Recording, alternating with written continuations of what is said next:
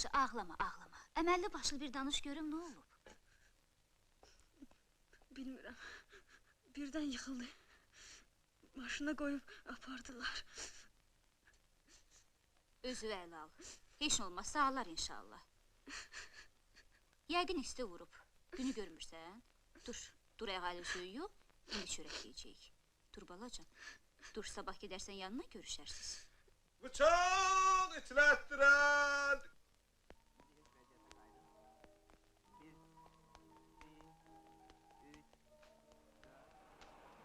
Məhəmməd əmi! Məhəmməd əmi! Sənin Məhəmmədi apardılar Montin balinçasına, başa düşdün? Sən kimsən? Köməkçisi. Köməkçisi? Sən ha? Köməkçiyə bax.